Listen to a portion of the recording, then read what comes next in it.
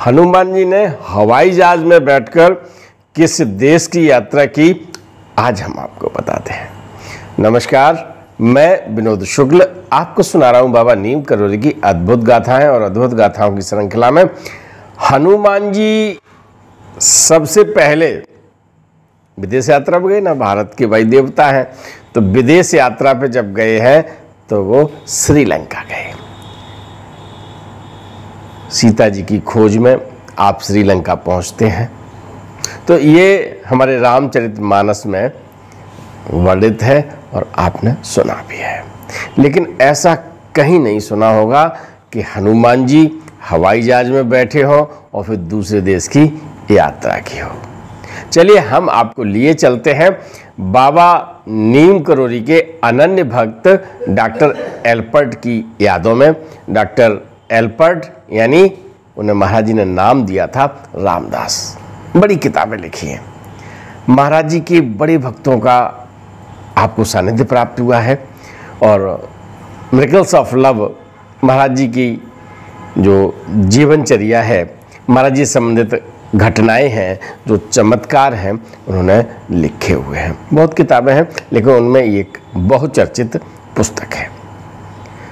हुआ क्या कि जब महाराज जी अनंतिम यात्रा पर चले गए तो उनकी शिक्षाएं, उनके अधूरे मार्ग और उनकी जो बातें थी ना, वो समाज में नई पीढ़ी को मिले, उसके लिए महाराज जी के जो अनन्य भक्त हैं वो सब के सब सक्रिय हुए।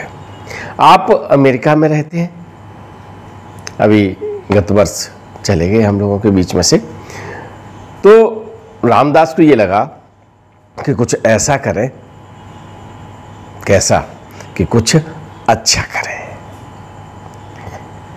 उन्होंने एक हमारे रामचरितमानस से ही कल्पना है ये, क्योंकि हनुमान जी आप मेरे देख रहे हैं महाराज जी, हनुमान जी, और वो कौन से हनुमान जी हैं? फ्लाइंग हनुमान जी। इनको फ्लाइंग हनुमान जी कहते हैं। उड़ते हुए हैं, आपको दिखाई पड़ रहे होंगे।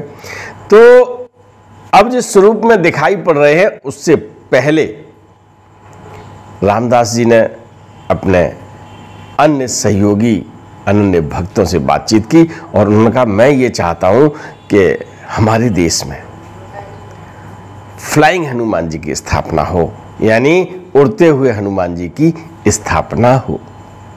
उन्होंने कई भक्तों से संपर्क किया भारत में, जिसमें रविंद्र कुमार जोशी भी हैं, एक विनोद जोशी हैं, और कई भक्तों की बातें हैं जिनमें उन्होंने अपनी परिकल्पना शेयर की।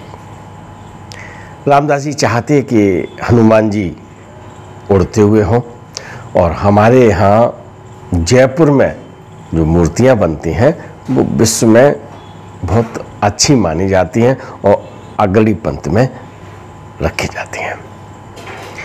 रामदास जी ने अपनी बात रखी, रब्बू दादा ने बहुत वर्णन किया है। तो ये बात 1979 की है, बताया उन्होंने। फिर एक चित्र बना, चित्र के आधार पर जयपुर संपर्क किया गया, वहाँ के मूर्तिकार ने फिर ये स्वरूप दिया।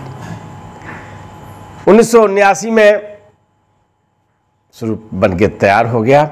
हनुमान जी, फ्लाइंग हनुमान जी एकदम तैयार उड़ने के लिए। और फिर क्या हुआ, उन्होंने हवाई जहाज में बैठे, हवाई जहाज में बुकिंग हुई आपकी, और आप हवाई जहाज से अमेरिका पहुंचे, है ना। तो इसीलिए मैंने बताया कि हनुमान जी टिकट लेके गए, बगैर टिकट नहीं गए, है ना। आप जब अमेरिका पहुंच गए तो फिर उनकी स्थापना की बात आई। महाराज जी के एक भक्त, जिन्हें महाराज जी ने विष्णु नाम दिया था, उनके मकान में थोड़ी जगह थी, वो संग्रहालय के रूप में वहां वो रख गए। अब हनुमान जी के लिए जगह की जरूरत थी, जहां मंदिर बनता, आपकी स्थापना होती, और समय टलता गया। 79 चला गया, 80 चला गया, 81 चला गया, 82 चला गया, 83 चला गया। आप कहोगे तो आप तो गिनती बढ़ते जा रहे हो। जी हाँ, सन 1984 में इनकी स्थापना हुई। विष्णु के पास एक और जगह थी, अपने घर में आपकी मूर्ति विराजमान थी।